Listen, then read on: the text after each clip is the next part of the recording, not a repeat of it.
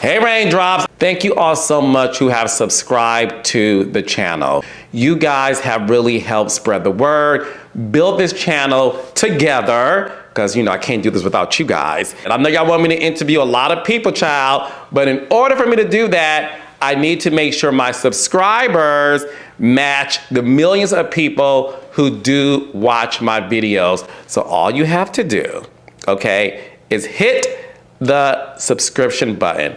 That's it. I ain't asking for much, child. And enjoy this video.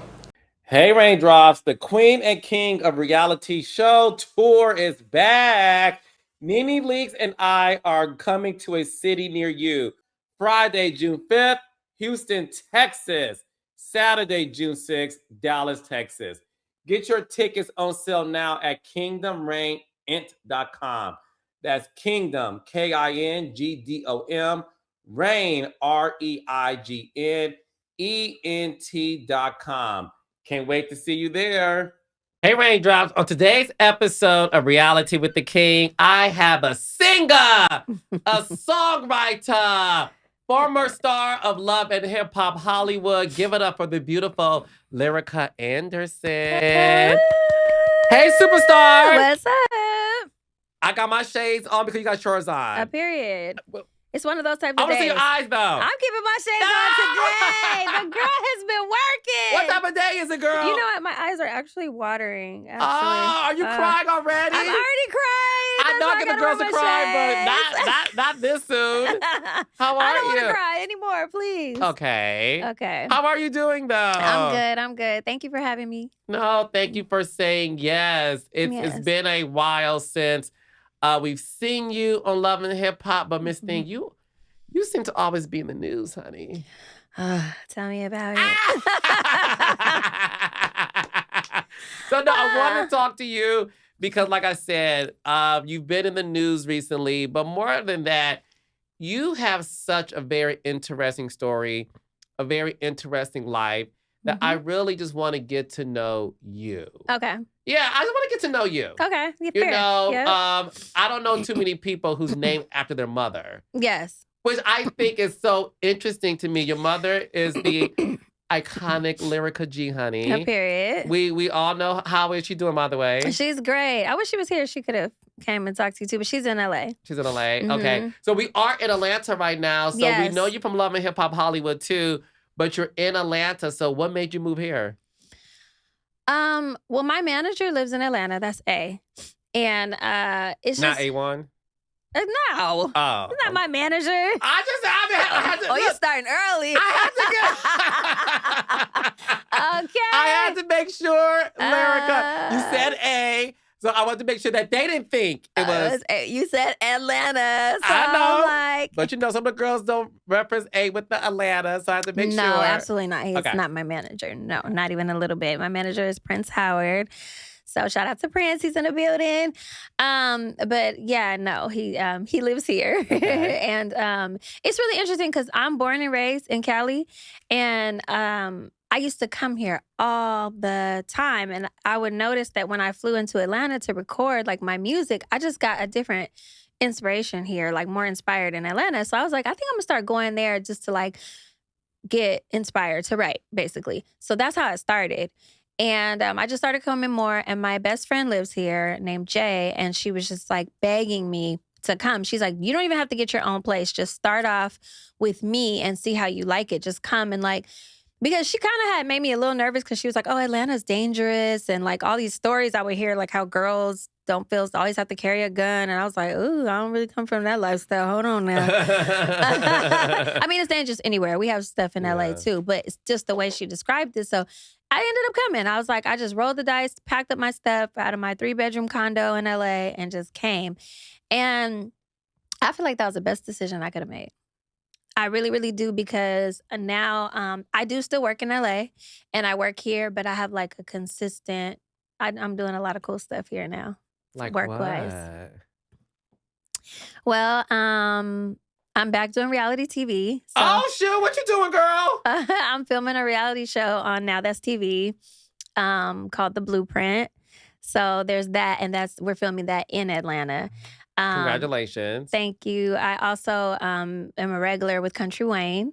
So I work with Country Wayne and I'm like constantly filming with him on his cast and show. So that's also filmed here in Atlanta. So that's now 2 jobs. I'm working on my music here in Atlanta. Um, I just shot 2 movies, but I shot those in LA. So that's why I said I'm still bi-coastal. But it's just like a lot of work, like more in Atlanta. And I love recording here. Like, I love how you could just run into somebody in the hallway and they're like, yo, let's get in. And then you pull up and you're in the studio with them and now you got a major, massive hit that y'all wrote together. So it's just a vibe. The strip clubs. I'm not a big hookah girl, but I like the energy of it. So yeah. Look at you. Look at you. Well, welcome to Atlanta, baby. Because, Thank you. You know, that's what we're about. But talk to me about what it was like growing up in Los Angeles. We love your mom. So what was your childhood like? My childhood was interesting. You know, a lot of people grew up with like brothers and sisters and stuff. And my twin passed when I was 3. So for me, it's like, I didn't really get to have that sister-brother bond ever because my mom didn't have any more kids after that. So I grew up as an only child. And it was a twin brother? Twin sister. Sister, okay. But I'm saying brother because she didn't have a brother either. Like I didn't have any more. She didn't have any more kids after that. So my twin sister girl, a girl sister of mine, she passed. And, you know, it was just me and my mom for a while. My mom, like my dad wasn't around. So it was literally just me and her. And, you know, my dad wasn't properly like around. So my mom was just like, I got it, you know, and she took charge as like mom and dad. And so it was like interesting. Kind of could be like a little lonely because, you know, it's just like me and mom saying like, oh, such and such, mom is getting on my nerves, come in here and, you know, whatever. So, but my mom did a really good job. And then she finally did marry, which was my stepdad. And he passed in 2019 from ALS. So yeah, it's just been, it was crazy. But I grew up like in LA, but then also in like the suburbs because we used to live like Pico area. And then my mom lived in North Hollywood. And then eventually most of my life in Canyon Country, like Santa Clarita. May I ask how your sister passed away at 3 years old? Well, we were premature and then she had got pneumonia and it was just like way too much for her lungs. Oh, I'm sorry. Yeah. You know, one thing they say about twins is that from birth, you guys are like connected. Did you grow up feeling like there was a sense of loss? Mm-hmm. Although you were 3, but did you? Mm-hmm. Yeah. Yeah, and I feel like you try to find that naturally like in your friends or even in your relationships because you're like, I don't know. It can make you feel like you're always like searching for something. It's weird. It's kind of can feel like a daddy issue, like similar to that like wound. So I definitely feel like I carried that. I'm better now with just like my relationship with God and learning. And I learned how to like enjoy my own company and like being by myself and stuff. Cause I used to like hate being alone. But now it's like, I feel like God will force you to do that if that's what he wants you to learn how to do. So, you know, I have my son here with me in Atlanta and he goes to school here. So it's like a lot of times he's gone and I work a lot. But when I'm not working, you know, it's just me. So I had to like learn how to like, I guess that's a form of like healing that childhood trauma. So that's a good thing. Was it hard for you to make girlfriends too because of that? Like have like really deep female friendships growing up? No, it wasn't too hard. I'm just a weirdo. Like I don't really, like I'm really cool and my energy is to be sweet and I'm like a pure person, but I also don't trust people because I don't feel like humans are usually that pure. Not saying like I'm the only one, but I'm saying I feel like it's a rarity that people are like good people. So people sometimes mistake me as like, oh, she's full of herself or she Hollywood or she might think she's this or that. She's stuck up because I won't have like an open energy or I won't like be like, yeah, girl, like I might be like, take my number, but I might not call because it takes me a minute to just get close to people. Even men, like I'm like a real slow mover. So you might think like, oh, she's not even interested. But I'm just like, I don't know. I just don't get close to people fast. So once I do, because then I like love you down. And then I have expectations of you. So before I get close to people, I don't want to get like let down. So I'll just won't get close to people. It's weird. What's your sign? I'm a Sagittarius. Oh, Lord Jesus. Very sash of you. Yes, the best. I'm big Sag, Yes, baby. baby. That's very Sag of you. Now I get it. Now I totally get it. Yes. How did you get in the music industry, though? What sign are you? I'm a Libra. Okay, cool. I like Libras, too. No, I love Sag. No, we it's get funny. along. Yes, we do. Yes. You said, how did I get in the music industry? Okay, well, my mom is obviously the best singer in the world. She's like amazing. So just growing up with her, watching her, I went to the studio. It's so funny how stuff repeats itself, because what my mom did with me, I now do with Ocean. And it's just because like I'm in the industry. So I was like going to the studio with my mom, going to rehearsals. My mom, Ocean goes with, my son's name is Ocean. He goes with me to rehearsals and studio and just like everything, same thing. So that's like kind of where I feel like I started, because I started learning. And then I started out as a songwriter. And I got my first big deal with Disney. And pretty much every like writing session that they would send me out to do, I would book it.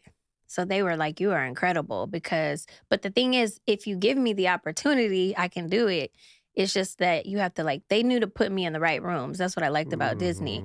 So it was just like, yo, we need 4 songs for Camp Rock 2, and we're going to put you with, I'm losing track of the producer's name right now, but in with this producer or whatever. And then I went in, and then we wrote those 4 songs and they took it. And then it's like I'm writing for Miley Cyrus, and I look up and I'm like, it's Hannah Montana and Jonas Brothers and like Princess and the Frog. And like, I was just like, couldn't even believe my life. I was like, oh my God, this is like so cool. I'm making such good money. And like, I'm like, oh wait, I'm getting money. Like, that publishing money, girl, is different.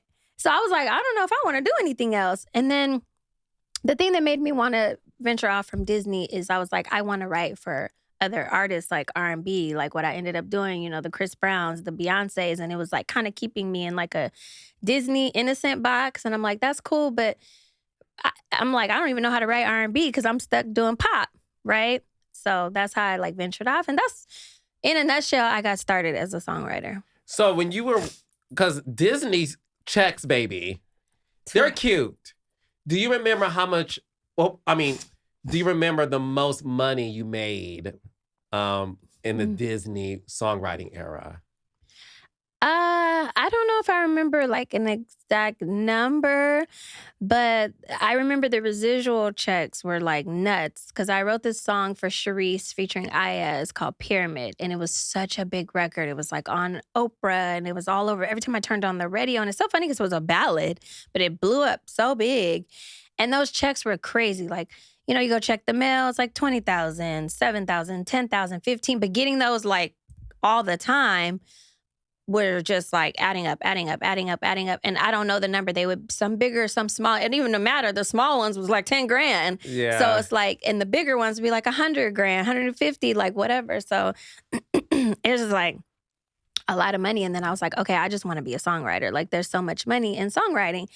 And then eventually I was like, oh my God, I want to write for myself now. Like I want to be an artist. But it took me a long time to want to be an artist, because I'm like, I really like writing for other people because the money's so good. No, the money's great. I always tell people the money in terms of music is in the publishing. Yeah. So for those who may not know Lyrica, can you tell us what some of our favorite songs are that you wrote for? You mentioned Chris Brown. What song, what was the biggest record you wrote for Chris Brown? I did Party, Grass Ain't Greener. I don't know why I love Grass Ain't Greener. That's like one of my favorites. I've done a lot of them for Chris. I have to think. I did Jealous for Beyonce. So that was a big one. That was a huge one. Stop. Yeah. Okay. Pause. Look at me with your sunglasses on, girl. Ah! I'll take a bite off of this one. Jealous? Yes. Off of Self-Titled. I want to say it was track number 7. Because it was, because number 5 was Blow. I'm a stan. I think 6 is No Angel. And then it was Jealous, because it was always that interesting transition from No Angel to Jealous. So, the camera look is crazy. Just saying. But I remember hearing that record for the first time. And the video alone is so cinematic and so deep. Isn't it? And I thought the visual did such a good job representing that particular record. But what was so fascinating about the song Jealous, it was a woman in a relationship being jealous of what her man was allowed to get away with that she couldn't. It's so funny because we can still relate to that. You know, as women, it's like men still feel like, well, I could do this, boo, because it's me or whatever. So yeah, that was like a really cool, that was just a great time in life. Like when you're just getting those good news calls, it's just So did her different. team reach out to you? Well, no, not in this, but yes, that's happened before, but not with Beyonce. I got in with a producer named Details, and he told me before I got there, this is for Beyonce. So I already knew like this is a Beyonce session. And I love those sessions because I'm like, I know he at least has the direct, you know, connect. So it's like probably going to really get to her. Not, you know, you have to be careful as a songwriter. You do a lot of shooting in the dark. So you're in the studio like, oh, we're going to hope this goes to Rihanna. And it's like, man, are we going to get this to Rihanna or are we just in here writing a song? But it can happen. It just depends, you know? So that session was specifically for Beyonce. So we did Jealous, and we were in there, and I was singing my heart out because the demo that I sang for her was like maybe a key or two higher than the original. So I was like, sang it. It's somewhere online, like on YouTube or something. I don't think one of my fans put it up, but it's like I'm singing, it's like 2 keys higher. I'm like, you know, we're writing it, and then I had to go record it, obviously, as the female for her to submit it. So I didn't know she was going to take it at first, and I think they cut it like in Miami. I wasn't there, and I got a call like, Beyonce is taking the record, Jealous, and I'm like, this is so cool. Mm-hmm. It's that simple. You made a cute coin off of that song? Don't worry about what I made. Yes. No. You know, got to get to the coin. Oh, no, baby. The coin was coined. Yeah, it has the coin. The album was nominated for Album of the Year at the Grammys. It should have won, but that's neither here nor there. There, yes. But it goes to show your artistry. When you was writing that record, what was your inspiration or reference that you had? Well, we were in there together, just going back and forth, me and him. Me and Details. Okay. Mm-hmm.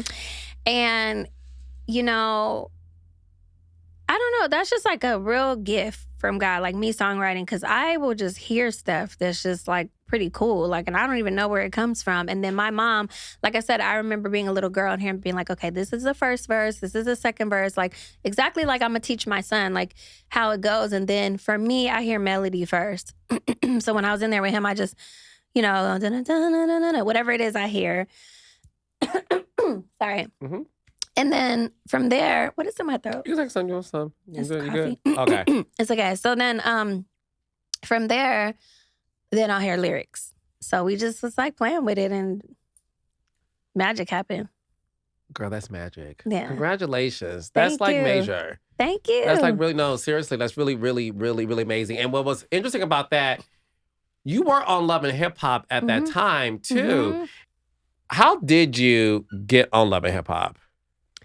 It was so crazy. Like, I feel like a lot of people, well, I feel like actually, not even just a lot of people, Love and Hip Hop feels like it can be like a gift and a curse. So I was minding my business in the studio, writing, in a whole writing session. And I got a random phone call and they're like, hi, this is such and such. We're wondering if you were interested in being on Love and Hip Hop. And I was like, no. And they were like, well, if you don't mind us asking why. And I was like, because I'm not a fighter. I didn't grow up fighting. I'm not even that confrontational. I'm actually a little bit like I be chilling. Like, I don't have time to be like arguing on TV with people. Like, no. And they were like, no. We've been following you. We love your mixtape. We think you're incredible. We love your music. We're actually interested in like following your story as a musician and like what you got going on. Like, how about this? Like, they were good at it. They're like, just come in and sit with us and see how you feel. Just come talk to us. And I was like, I mean, I'll come talk. Like, yeah, long as, because once at that point they got it out of my mind that they didn't want any drama. So I was like, okay, bet, I'm gonna pull up. So then next we set up a meeting. And next thing you know, I was in a meeting with like Mona and Treva and all the producers. I was like, oh my gosh. And it was like this room full of people. And little did I know I was like kind of somewhat in an audition. But I was just being myself. And they were like, so what's this about? And we see you got the bling on your teeth. At the time I had like diamonds all in my teeth. And they're like, tell us more what you got going on next. And, you know, I'm like, I'm working with Timbaland. I got this music, this, that. Or I don't know if that was like right before Timbaland or I don't know. It was a lot.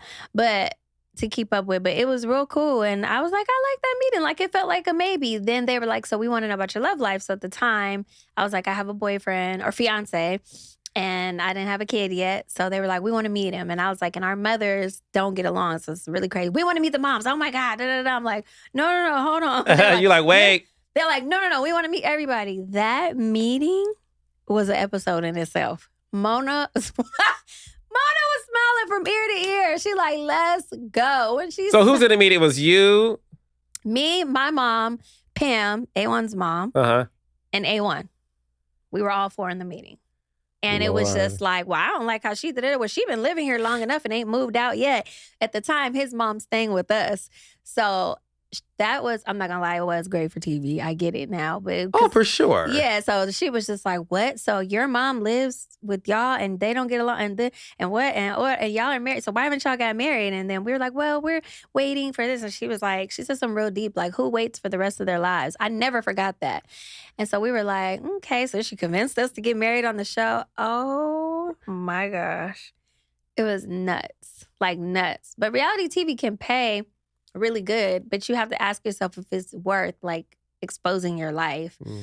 And that's the part that, yeah, I don't know. Did you feel like it was worth exposing your life?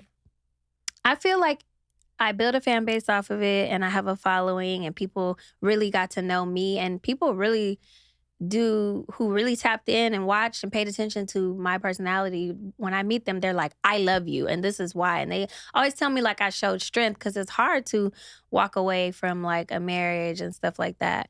I have my regrets, because it's just like, ooh, it's just still, when you get in it, you can forget the cameras are there. So it's just like, now I'm letting the world see me like go off on, my ex at the time. And, but then it's like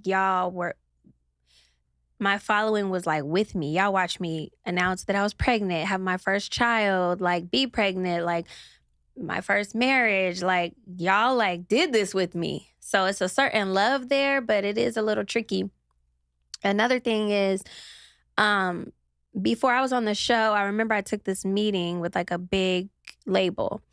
And the head of the label was like, if you actually do get on Love and Hip Hop, I'll sign you. And I'll really get behind your music, because I like the fact that you have TV to mix with it.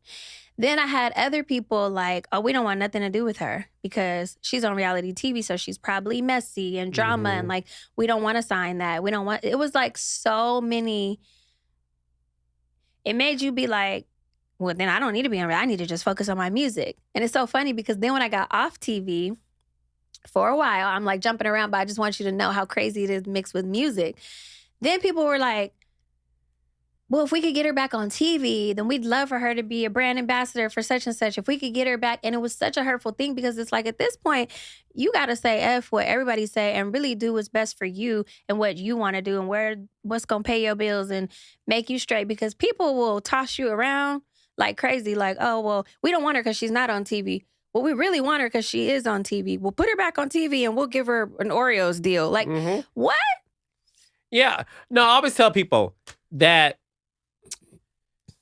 reality TV, number one, is the toughest gig in the industry. And you're somebody who acts, you're somebody who's been in the music industry, and baby, I've heard horror stories about the music industry. Yeah. Horror stories. But one thing I always tell people is, even musicians hide behind the artist, right? If you're not doing reality television. Yeah. Like, you could be on stage singing ballads, and behind the scenes, you could be somebody completely different. True. But on stage, you presenting to your fans this persona, because you're an artist, right? Right. You may not always be that as the human version of yourself. But when it comes to reality, it's tough, because it's what you said. You are giving the world your entire life. We saw what you was going through with your mom, your mother-in-law, your now ex-husband. When it came to doing reality TV, do you think it ruined the respect that people had for you in the music industry? No, for me. But I worked hard to be able to say no. I built my relationships. Like, a lot of people know me. I've met them personally. They've gotten in with me. They love my music, whatever. The only thing is, like, at a time, okay, so the industry changes like every 5 years. Now it's back hot again to be to have some. So now it's like, actually, if you're not in no drama, you almost not even. They feed off of that. You know what I'm saying? It's like, oh, like what? Oh my gosh, like she's on this show and we got this. Okay, what's her tea? Okay, good. Now she was on the blog. Now let's get her on the da-da-da. It's actually, from the phone calls I get, they want you more. I thank God that I have another outlet, which is acting. But yeah, now from just like knowing people, I feel like, and seeing even other girls, they get more from being on reality TV and stuff. Back then, it was like a negative thing a little bit. Like, oh, she's on there. We don't want to. So yeah, I do feel like I did miss some opportunities back then, 5 years ago or so, because I was on reality TV. But when you're getting paid 10, 15, 20,000 an episode, it's really, you should say, who cares? But you do care when you don't want to just be a reality star. Like, I sing, I write, I act. I don't want to be stuck in no box. So yeah, that part of it, I'll say, yeah, it can be a little like tricky. But my advice if someone were asking me would be like, just do what works for you at that time. Because when you don't have that opportunity, say someone offers you a reality show and you pass on it. Yes, you can get other bigger things, but it might be like a little gap where you don't have nothing for a few years. You know, I was on reality TV and was hot. I was everywhere. I was like on TV every Tuesday. You know, I met Rihanna and I was like hanging with her and she was like a big fan of the show. And I'm like a huge fan of hers. And we got to like build a little friendship and like all this cool stuff that like I didn't know I was going to be doing. And then it went like, and it went really quiet. And I didn't have TV. I didn't have my husband anymore. I didn't have a man. I felt like I didn't have nothing. And I was just like, what do I do now? You know, and I had my music, but even with that, that's when I started getting those reality checks. Well, if you were still on TV, we would go ahead and distribute your project. We would put you out if we could get you to what? Yeah. And then somebody called me and was like, well, Fashion Nova said they'll give you this brand deal if they want to know, are you back doing reality again? And I was like, okay. So now I just do what I want to do because now I'm back in everybody's faces with movies and TV and stuff like that. And it's like, I'm never letting nobody do that to me again. You just have to carve out your own thing and do you, because people will follow what you're doing when you're just on your own train. But when I was trying to keep up, I was begging people to give me a chance again. And some of those same people call me now that wouldn't even like answer their phone. That's how it is. And that's why I tell the girls. I tell all the girls, Lyrica, if you're blessed enough, it's a blessing to be on a reality show, milk it for what it's worth. And that's the reason why a lot of the girls leave. And when they leave, they're like, my phone ain't ringing. Because the only reason your phone was ringing was because you were on a hit reality show. Exactly. And that's why you said a lot of girls go back to it who said, I'm never going back to reality TV. Well, I came back because... No, girl, you came back because the checks were dry. Yes. You came back because you were no longer relevant. Let's keep it real. Let's keep it a buck. Like, yes. Stop disrespecting the genre of reality television. It's a cute opportunity for what you make of it. That's why I'm so happy you kept it real. Like, you wrote songs for Chris Brown, Beyonce, etc. You were on a hit show. Even you were like, look, at the time, I didn't realize, like, oh shit, these people really do fuck with me. Yes, I'm a good person, I'm talented, but also because I'm relevant. I'm on TV every week. Period. And these brands want to make sure that a relevant person is her spokesperson. Period. So I'm so glad you spoke up about that. When you were on the show, obviously, we saw that your biggest drama was with your now ex-husband. When it comes to A1 and you being on the show with him together, was it challenging for you to give your real life to this man you're in love with, but also the pressures of your mother-in-law and your mom, and then the pressures of the show? Oh my gosh, it was so much pressure. And that's why I say it's like 50-50. A part of me, if I did it again, I might not have done it. And we might still be together.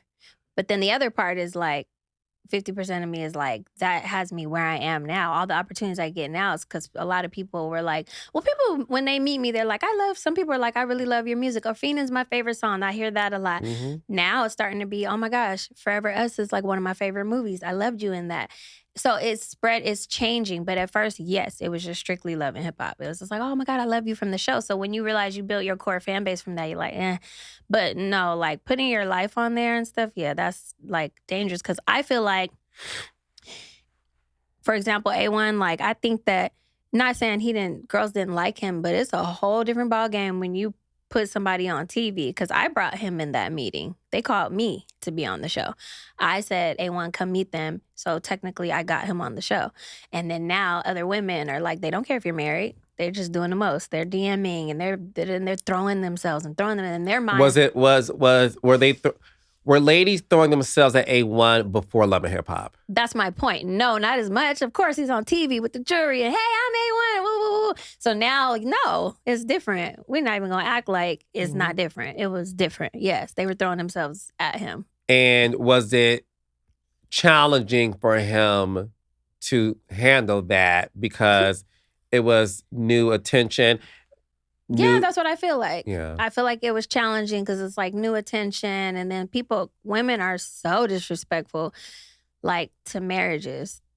I'm not saying all women, let's be clear. Yeah, of course. Yeah, but some, from my experience that I saw, were really disrespectful. I have like a rule. If somebody's married and a man's trying to talk to me, especially because I've been married, I will not give him the time of day. If I am knowing that he's married, I'm like, don't even come over here. Like, I'll be mean to the guy because I know what that feels like to be married and have somebody, whatever. And I'm like, nope.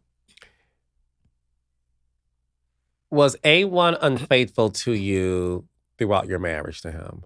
Mm-hmm. Yeah, super unfaithful. How did you find out? I mean, I was getting pictures and DMs and phone calls and like just a lot of stuff. Like girls, they would get mad. Like, well, you weren't this, and that. And when I finally... They would get mad at you? Him. Oh, him. Like if you start catching feelings, now that's what would get him told on. Or not even feelings. A lot of the girls say he promised them like a record deal, or maybe he didn't. They could be lying. I don't know.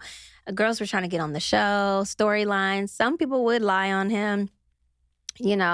But then when I finally left out of the house and we have just separated and then I started dealing with somebody, then it's like, well, you're cheating on me. How could you? And it's just like, I left and then did me. I wasn't like never, ever doing anything in the house under the roof with us. It's always like we move, we're not together, we're saying it's official, we're done type of thing. Because I don't believe in like just being with someone and cheating on them. When the rumor came around that you were sleeping with Safari, and you, of course, denied it, Safari intimated that it was true. There were text messages shown that was to believe that it was true.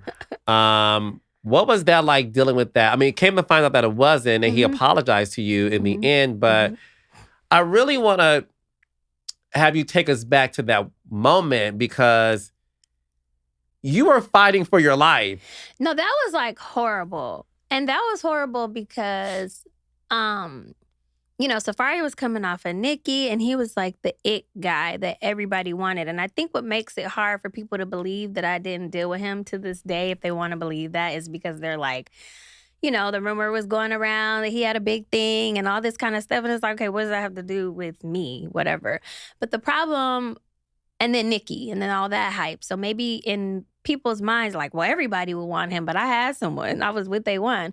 The problem was, if you didn't have a hot storyline on Love and Hip Hop, you don't get on the episodes. And if you don't get on the episodes, you don't get paid. You only get paid by every episode you're on. So we ended up having the hottest storyline because of that. So everybody was getting the bag. Start there. Initially, A1 didn't like that Safari was like too friendly with me, and they were talking about that on the side. He was like, man, you told my wife she was beautiful. It was like kind of like a joke. And then they decided, well, we should talk about this on the show. A1 came to me and asked me, was I cool? And I'm like, I don't care if you confront him about being friendly or whatever you didn't like, yeah, that's juicy and it just happened, so cool. Did I know that was going to turn into that? No. So when I agreed to it, one day before we went on set, A1 said, give me your phone. And he erased me and Safari's text. There was nothing crazy in the text message. So in the scene where he says, give me your phone, and one of the scenes that turns it around, it was like, why are you in Safari's text messages gone? I was stuck in real camera time because I'm like, you erased the text so that this could be a juicy scene, but I didn't want to say that on camera because we really were together. So I was just like, and so, afterwards, he's like, I just did that, a little camera, but that added to me looking like I'm being sneaky and I'm up to something. So it was just like wild because he was just like, well, I was just doing it because it's, a juicy storyline. I'm like, yeah, but that makes me look crazy. So I'm texting Safari on the side, like, when are you going to say on Love and Hip Hop that we've never dealt with each other? I've never been alone with you in a room. He's like, well, it's just juicy. Just give me a second. We're good. So I was just caught in a storyline. Yes, that went from a flirting storyline, and then I was really pregnant, and that's what made me mad, because I'm like, y'all making me look like, oh, whose baby is it? Like, don't play with me. Yeah, because it then became like this big paternity scandal where even A1 questioned paternity. Yeah, it had to. A1 wasn't really questioning nothing, for real. But it had to, it was now. So all of that was made up by the men. Exactly. It was, the part was true, was the whole like, well, what was y'all talking about? Why is he so cool with you? What did he have to say? That part was like where A1 was being a little jealous. That was cute. I was cool with that. Yeah. I was pulling A1 to the side. I'm like, okay, so you didn't tell me it was going to turn into, because if you notice in the scene, Safari would never say yes or no. So that's what was making it juicy. Like when Ray J was questioning me, like, well, we was chill. And I'm like, bruh, y'all got me looking like real crazy. I have never seen Safari like clothes, whatever. We've never even chilled like this. It's always been a group. It's always been people. I've never been alone. He's never been to my house alone. I've never been to his house alone. It's always like with A1 or something. So that was wild. I was fighting for my whole life. I don't even like talk about it because I like that that's like an old thing now, because we have actually DMs of him like just talking to me even like within the last couple of years and just being like, I'm so sorry. Like, that was stupid. So I do have nothing but love for Safari, because he did like apologize to me privately. He was like, yo, like I have actual proof messages of him being like, it was just a fun storyline. We're just having a good time. I guess I didn't take the time to think about how that would make you look, and I am sorry. So we're past it. Okay, well, that's good. There was also this altercation that you and K.Michelle had. Mm-hmm. You guys appeared to be friends. Mm-hmm. And then, there was an argument that ensued. And you know how the cameras shift when they appears to be a physical altercation. Did you and K.Michelle ever physically fight and touch each other? No. Are you talking about marriage boot camp? Yeah. No. They wouldn't let me get to her. I tried. Bummer. Why did you try?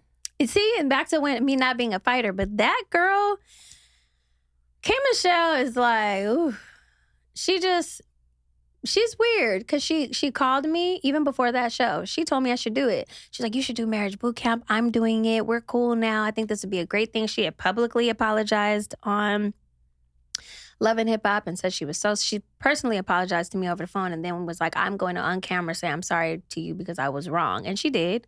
And it's an episode out. And then when we got on marriage boot camp, I let my guard down because I'm thinking like, we're past any drama, like we're cool. And something had happened. It's been a little minute. Don't quote me exact, but something with like some phones. Like they take away your phones in the house.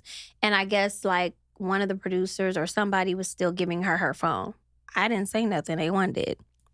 I guess A1 had said something like, we're not playing favoritism. Give me and Lyrica our phones. We need to check on our son. Give us our phones.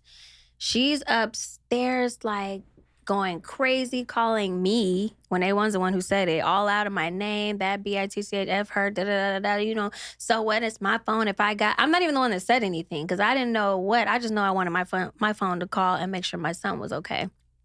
And it was just like, it was her disrespect. And I was like, you know what? That's going to be the last time. Like, you too wishy-washy. You say sorry, and every time you do it again, you get me on camera. I don't know if you think I'm, like, scared of you or I'm a punk or something. I will fight you. Like, you going to stop, like, just wrapping me up, calling me out my name, being disrespectful because he said something about a phone. Once again, she ended up on that episode later, but I literally jumped at her, like, to fight her in security. stopped it. And even off camera, when she would walk past, I would try to get to her. Lyrica. Yeah, I was like mad.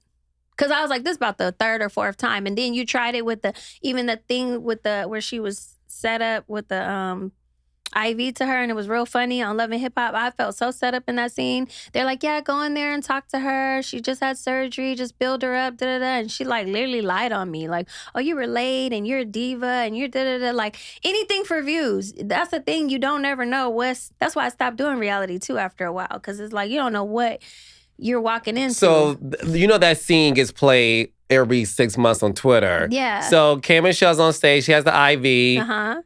And y'all getting into it. And she obviously tries to fight you with the bags and everything. She wasn't trying to do nothing, but yeah. She wasn't trying to do nothing, please. She just was screaming, see, I'm soft-spoken. And K.Michelle talks loud. So it always looks like she's winning. So that's why I'm like, girl, just fight me. Because maybe people going to hear you over me. Like, I have a very, very soft voice. So because you can out-scream me, like, okay, fight me at this point. And that's what I really felt. And like, it's been some time and she's doing her thing, and I think, she's a dope artist and stuff like that, but I don't think she's a dope person. And so that's my own personal experience with her. It's just like, you just do too much. She was like picking at me in Marriage Boot Camp. I'm not bothering you. Why are you upstairs cussing me out because I want my phone? Because he said something about you with your phone. Why is it always something with you with me? So that's why I was like, I'm going to like come at you. And I did. And I was so serious and so mad. And, that's been, 4 years, whatever now. So, again, with time, I do get over stuff. But I don't really like her as a person. I feel like she just, that's just who she is. I feel like she likes mess, and she does this whole, I've grown, I'm so much better, and then it comes up again. So, but I think it's a little bit of,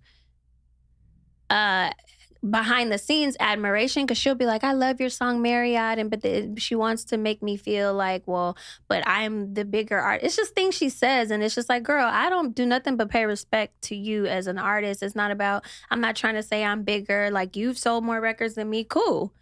You've had more success as an artist, cool, but somehow we still keep ending up in the same rooms, babes. So I'm on a show that you obviously had to be on too, so something is something, and but it's cool. Like, you've been on bigger stages no more than me. Like, I give people their props. Like, it's a lot of singers that I've watched and they surpassed me. And we were like in the room writing together and stuff like that. But it's okay. God's timing for me is God's timing for me. Just like I'm doing great things now. And those are my things that are for me. How do you feel about her being on Real Housewives of Atlanta? I don't know. I don't watch that show. I don't care what she's doing. Next question.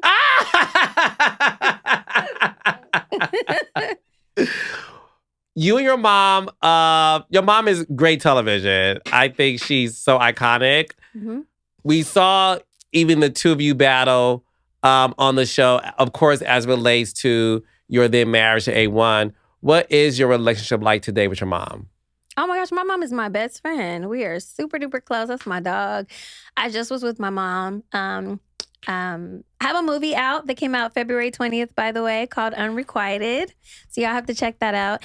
The reason I brought that up is I was just in LA filming another movie. And so when I wasn't like at my room, I stayed with my mom and we had a ball. She came on set and we like chill. We went out to dinner. I took her to this like, I don't know what it's called, like a sushi, tempura-ish type of like high-end nice restaurant I have found out there. And we were like obsessed with it. And we went and had food and yeah, she's going to come back to Atlanta soon too. So, how do you feel when people say that they think you two have a codependent relationship when it comes to each other? Like, although you guys are obviously mother and daughter, it sort of feels like you both lean on each other in a way that seems to be a little bit unhealthy, a little strange for some people when it comes to mother-daughter. She named you after her. They feel like she's super into your personal business. You allow her to be in your personal business, that you're a grown woman. People have said, Lyrica, it's time for you to take your mouth off the titty of your mother and be a grown woman and stop having your mom fight your battles. Hilarious. hilarious. That's so okay. I get to hear what people say. That's what they say, child. But how do you feel when people really do believe that they just feel like, yes, y'all are close, but they feel like it's unhealthy? I don't need my mom to fight my battles. My mom sometimes will just, I can't tell my mom what not to say. Like if she's there, like the last incident that happened, she was there. So I couldn't be like, oh, don't talk. Or like people might have an opinion, but she's right there. So if she's right there, like say me and you were sitting right here and somebody walks up, like starts confronting me, you're probably gonna be like, yo, what are you doing? Like naturally, you're not even my mom, but just as someone sitting right here gonna say something. So sometimes it's been those type of incidents. But if my mom's not there, I handle my own. That's funny. So I don't know. Like, I don't really care what people say. I'm out here in Atlanta by myself doing my own thing, and my mom's in LA doing her thing. We're very close though, and maybe those people have their dad and their mom, and maybe they have like their sister who they can call to come have their back. I know a lot of girls who be like, yeah, my sister's coming and she gonna pull up with me. My sister don't play about me or whatever. Like, I don't have that.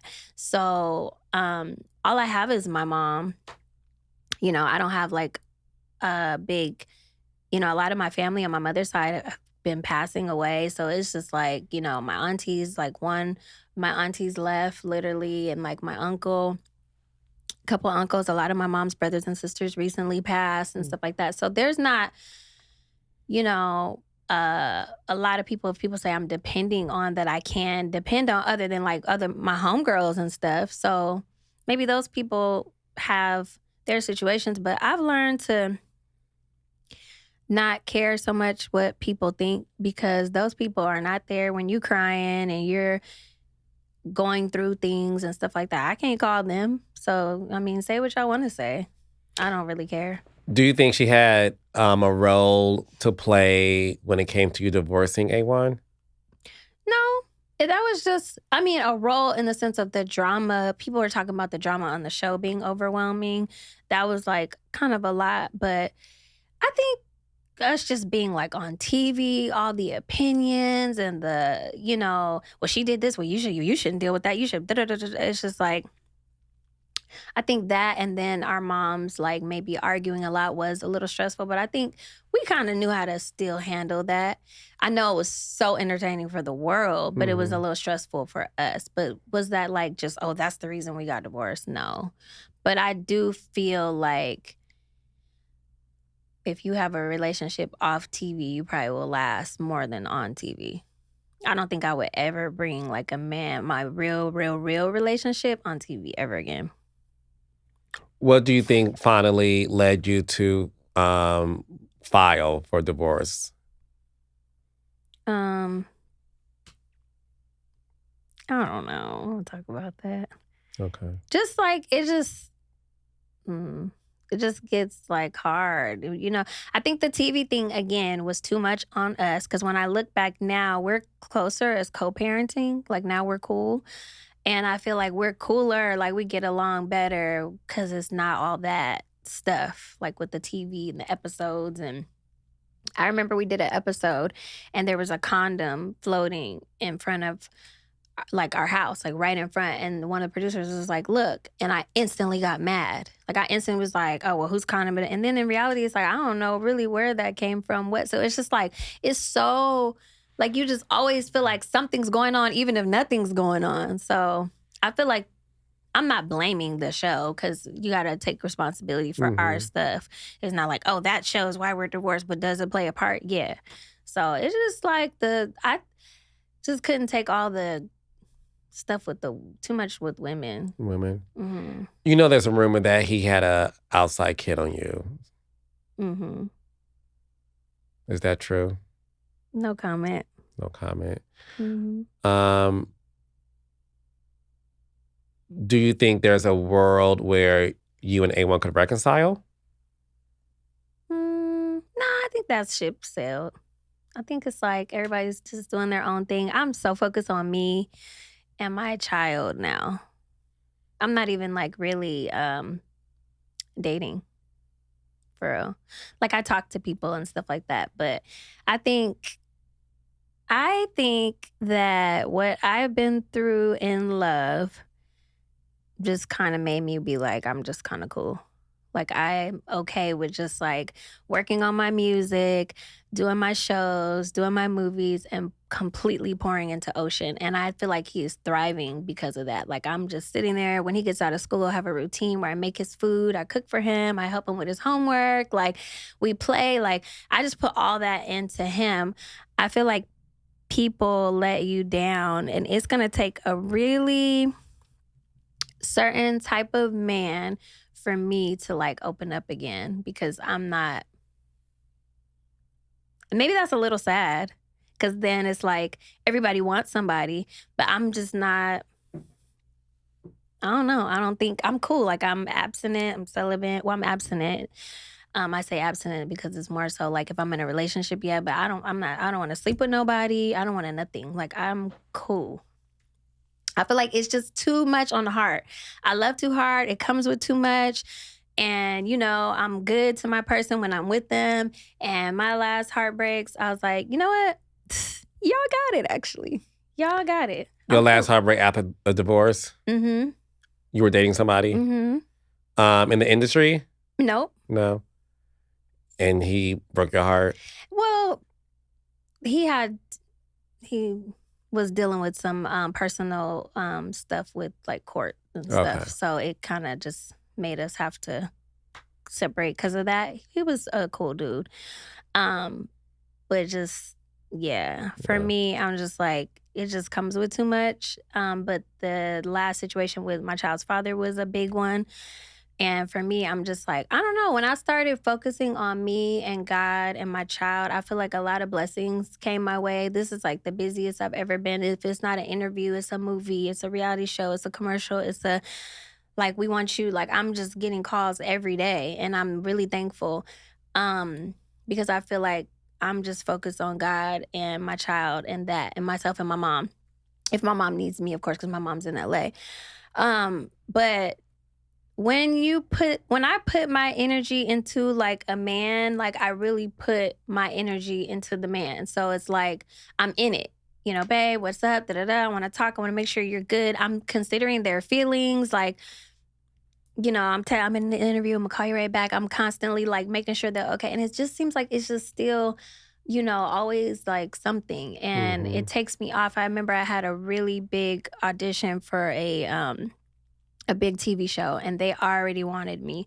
Like, they were like, I believe it was like a series. And they were like, we already want you. And I was down in the dumps and really, really depressed. And I literally bombed my audition. And I didn't get it. And I wasn't focused because I was focused on a man who I was sad about that day, and I was in my feelings. And I just couldn't get it right for the video, for the audition tape. And I was so sad because we had just argued, and I was just like, well, I just feel like he feels like, and why, and I don't understand, and this, that, and like complaining and crying to my homegirl, my best friend. And it came time to do that, and I just could not concentrate. And they picked somebody else, and I was just like devastated. And this is before the last 3 films I did. So now that would have been 4. And it's fine because you win some, you lose some. Cool. But I feel like it was my fault because I wasn't locked in. And men are distractions. The wrong ones are. I'm teasing. No, No, go ahead. You're a man. You're going to say that. I'm teasing. Are you and A1's mother, Pam, are y'all okay? What's our relationship like today? We're cool. She called me. My sister-in-law just passed away. I'm sorry. So it's devastating. She is his brother's wife, and our kids are blood cousins. So we were like really, really, really close. We had like a little beef on the show, but in reality, after that, we got like actually real close, like sisters close. She became like that sister I was talking about, like talk on the phone all the time. You know, her and his brother ended up like breaking up too. So we were like, you know, getting each other through that, and we got like really close. And then she was doing good, and then she passed like 2 weeks ago. So that was like really, really, really hard for me. And then Pam called me recently, and we were talking about her, and she sent me some video, and we were talking about Ocean and stuff. So we're cool. We're all right. Okay, I love to hear that. Mm-hmm. Obviously, one of the biggest things that happened recently is this What do you want to talk about now? confrontation with Natalie Nunn. Uh, So when I saw that, I'm so confused. So you're at dinner with your mom, and I didn't know you and Natalie Nunn had beef, but Mhm. and I want you to set the record straight on this one. Mhm. So it appears that you were enlisted to write a song for Lemmy, who's the owner of Zeus, and Natalie, and then something went awry, and then all we know is we see footage of Natalie confronting you, and Mhm. then you said, "Let me show y'all the whole footage," and we saw you cussing them. Like, what is happening between you and Natalie Nunn, Lyrica? This child, Lord. First of all, it wasn't Lemmy that I was uh, writing the song for. Natalie has been doing her show, and she called me. My manager, Prince, was sitting right there. She was actually on speakerphone, and she's like, "Hey, I'm in Atlanta, and I want to get in the studio with you. Can we please just like do a song, figure this out, whatever?" And my manager was like, "Yo, that would be dope. Why don't maybe since she's like." Kind of just getting into the rap game, you put her on one of your songs." And I'm like, "Oh, I have this dope up tempo record I could put her. Cool." And she was like, "Let's just go to the studio, figure it out." She's like, "Do you have a studio though? Like, I'm just here. I don't know where to go." I'm like, "Let me make a call. I got us." Boom. Book the studio. When you book a studio, you have to have the studio, the engineer, everything set up and pay for it, whatever. I didn't ask her for nothing. I'm like, "I got it." I booked the studio. We have plenty footage of that. And she was like, "Actually, I want you on this song." So it was now her song she wanted me on. So she played it for me, and it was an open verse.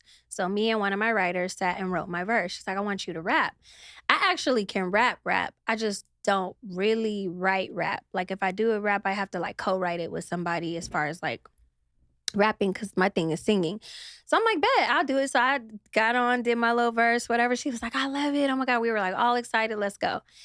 I get a phone call a few days later that she wants, or maybe it's the next day. First of all, she said, "Let's shoot a video for this." She's like, "I'm only in Atlanta for a little time. Now, do you know somebody that can do our video?" I'm like, "Yep, I got somebody super dope." I pick up the phone. I call the dude, the director. I'm like, "Hey," my manager's like, "Literally, you put this whole play together." And so I'm like, "Yeah." So I'm like, "Hey, can you shoot the video?" He's like, I don't know. I'm real busy." When? I was like, "It's for Natalie Nunn and me. Like, come on, just show me this love." He's like, "I got you." Now I get a call from Lemmy. Lemmy calls me and was like, "If y'all think y'all putting that record out without me, that's a hit. I want in on it." I'm like, "What?" He's like, "Yeah, I want to get on it too." Da, da, da, da. So Natalie side calls me and she's like, "I don't want him on the record. He won't let me do my own thing. It's so annoying. I already owe him my life with baddies and I'm just trying to like No, the life. branch out and do like my own thing." And I'm like, "Well, girl, I don't know what you want me to tell him. He's calling me saying he wants in on the record. Y'all got to figure that out." So she's like, "Well, I don't know." And she was like super upset. So I'm like, "Let him get on the record." I told her that. I was just so messy. So I booked the studio again. Now this is day now and got the videographer for us, video shoot set up. I done got the studio time. Now here's day 2 of the studio time. I brought writers in and everything. So that was for my part. Now for his part, I sent over writers to write his whole verse. So me and her was over there shooting the video while they're in the studio doing the writing. Boom, we got it all done. Bet. Now Lemmy's like, "Can you get the record mixed?" I'm like, "All right, you know what, bet." So I call some mixers. I get it mixed. We keep playing with the mix, which costs every time. So we did like 5 mixes to get it right. I paid for the mixes every time. Mind you, they supposed to be multi-million. No, what is Lemmy supposed to be a billionaire, right? So I'm like, "Oh, damn, I'm paying for okay, bet." I pay for it, no big deal. And so then we get a call. Now he starts acting a little weird. Now I get a call and it's like, "Well, look, I think we might just go a different direction. Lemmy wants it to be just me and him. He doesn't want you on the song anymore. Blah, blah, blah, blah, blah. He feels like it should just be a Zeus thing." I'm like, "Okay, that's cool. So at this point, just run me my money for everything I paid for." Like, what? I paid for 2 studio sessions. I paid for the engineer both times. I paid to get the record mixed. I got writers to come in and write Lemmy's verse for him that he was in love with, his initial verse. And I'm like, so y'all gotta cut me a check. So he had agreed to cut me a check. Then he reneged on that. Then they did something super slimy and reached out to only one of the writers who was there for Lemmy's verse, because it was like maybe 4 writers. One of the guys, and was like, we're just going to say you wrote it by yourself and we'll pay you some money so we can just basically get Lyrica up out of here and do this ourselves. And I'm like, not only did I put this whole play together, y'all go try to boot me out and then not pay me? Are you crazy? So I went live and was talking about it. Well, someone asked in the live. I was asked, and we're sitting here doing an interview. I was in an interview with Shirley, and she asked, and I told her the same story I'm telling you. And she's like, you're talking about me and my child? Show me one time I've ever said anything about your child. Like, what does she have to do with it? Why would I be talking about your kid? I don't even do that. So I'm like, what I said was the truth, which is y'all didn't credit me. Y'all didn't give me my money. Y'all didn't pay me for my services. Like, cool, take me off the record. Still give me my credit. And make sure you take care of my writers. Make sure they're all paid. And make sure it says written by and everybody's name is on there. Because that's how they'll get paid in the future. They didn't want to credit the other writers. They didn't want to pay the other writers. They didn't want to pay me for my services. So we fell out over that. And I'm sitting there eating with my mom. And the bitch is like, comes up to me in a friendly, if you really watch the video, she didn't come up to me threatening. She came up to me and was like, hi, Lyrica. She started off all high pitched with her fake self. Like, I'm just, I'm not even mad about the record. I'm not even mad about the song. What I was upset about was what you said about my family. So I'm letting her talk because she doesn't come like threatening at all. So I'm just listening. But if you look at me, when she walked up, I said, what's up? Like, I was not like, oh, hey, like, I'm happy to see you. I'm like, what's up? And my mom's just sitting there eating her food. And her dog just had surgery in her mouth. So my mom has like a plastic to-go plate, let's be clear, and she's chewing her food for her because she can't chew at the time. So I'm literally like, okay, get to it. Like, I'm waiting for what she's supposed to be so mad at because you did something to me. I thought she was going to come to my table and apologize because you're dead ass wrong.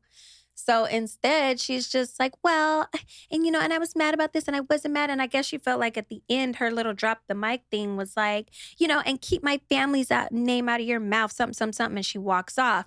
What pissed me off is as she's talking, there's a security, a girl, a really tall guy. And I think it might have been one of the zoo securities. I don't know. So I'm like, did you just come to my table and try to act like you did something because you had like a crew? It's me and my mother. Like, me and my mom, not me, my mom, and a guy, me and my mom and a security, me and my mom and my homegirl who's ready to fight. I'm not going to let my mom ever fight, ever. So she waits till she gets to the door and then yells out, bitch, and keeps walking. I don't know if I cuss on the show, sorry. No, you good. And so, my bad. And so I slid. And a lot of the viewers, if you go read the comments, said they saw it. Like, I kind of like went like this while she was talking to get out of my chair. So when they cut the video off, I went out of my chair and followed her outside. She kept walking. And then the gay dude gets in front of my face that she brought to the table. And what I thought was wild is he like took over her fight. Called me all out of my name, like was spitting at me and my mom. I mean, the disrespect was like unbelievable from him, even more than forget that her for that matter. Like at that minute, it was just like, I was like, so I went off on him. Then the girl was, and I was like, you need to fucking move. I'm not talking to you. I don't even know you. This is not about you. This is about her. You all in my, like, who the fuck are you? And so she did move and he's like, well, I don't care. And he's trying so hard to be a baddie. And it's like, baby, like, I don't even fucking know you. This is not your fault. This is not your fight. This is between me and her. And so my mom comes outside and my mom's trying to make sure I didn't go outside and get in a fight with anybody and with her. So then he gets in my mother's face. So now I'm cussing him out and turned to a whole separate argument. Now I'm arguing with him. So I was mad when she put the video up because I'm like, bitch, show the whole video how I followed you outside and you kept going. So that is the story. I wanted my credit. And if you take me off and you don't use my credit my writers, and pay me my money for my services, it's still giving Run the bag. That's it. Period. And then you go on Cam Newton, like, can't keep my name out your mouth. You're in love with me. Like, it's official.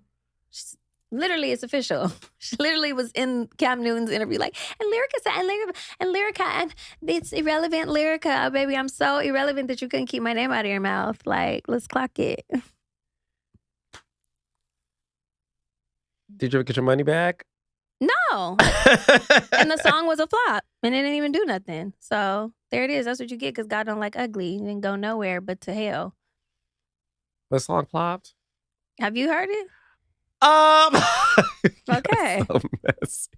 I'm just saying. The hell. Oh, I play Kirk Franklin. The Bible says, let God, handle your revenges and get your revenge and things like that. So I'm not even worried about it. It's cool. And if she want to fight me, it's up to, like, that's fine too. But you're not going to have, like, it's not going to be unfair. Like, it was giving jump me. Y'all not going to jump me.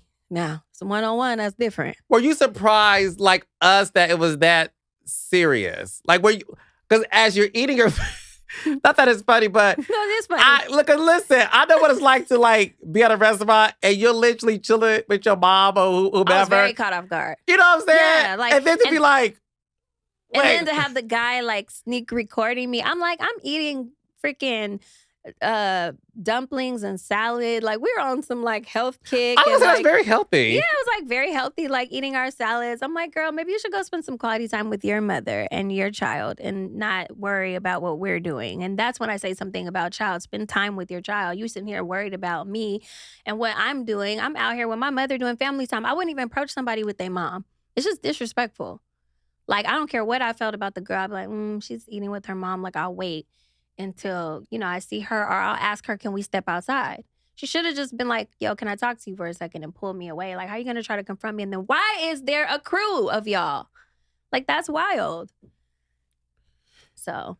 Do you think she did that for the absolutely virality and just to... Mm-hmm. And it went crazy. It's all over all the blogs. That's what she wanted, I guess. So, because what was the reason for you to post it? So I was so mad because after I turned on my phone, I was getting all these calls like, oh my gosh, I didn't know because my phone died. I was so wrapped in, like I said, doing my thing, family time, was going to go get my son. I didn't let my phone die, enjoying my life. I turned my phone back. I'm like, wait a minute.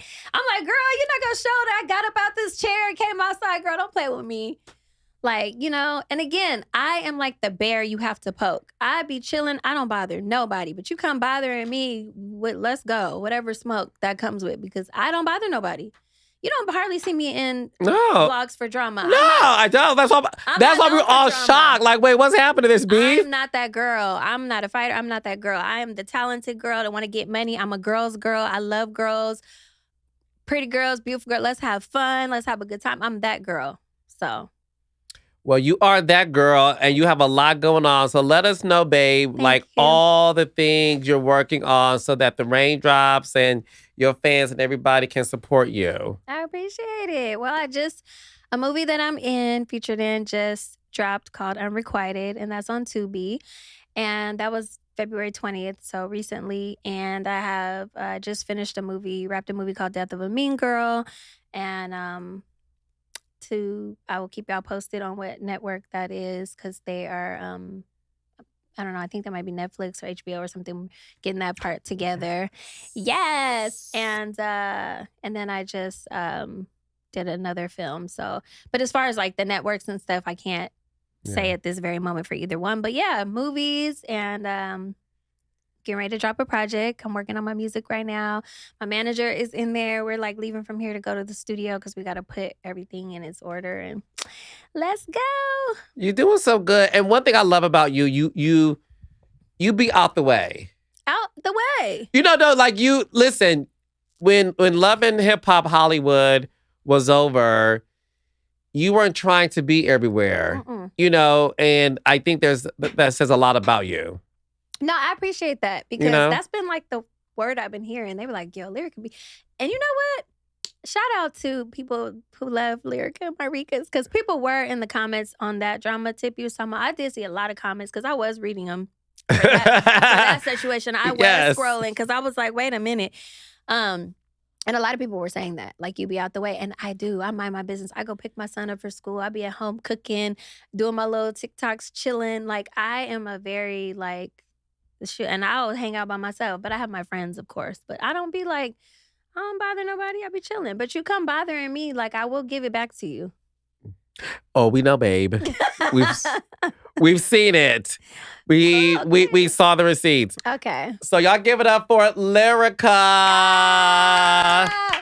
Thank you, babe. Thank you for having me. That was good. Yes. See? Awesomeness.